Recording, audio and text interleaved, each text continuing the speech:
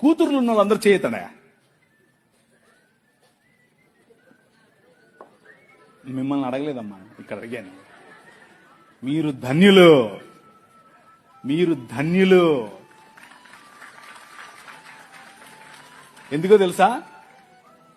మీ పాపను చూసి 6 ఏళ్లైనా 10 ఏళ్లైనా 15 ఏళ్లైనా 25 ఏళ్లైనా 35 ఏళ్లైనా no problem. బుగ్గల మీద చేయి పెట్టి ఎంత అందంగా ఉన్నావమ్మా నువ్వు అని చెప్పు.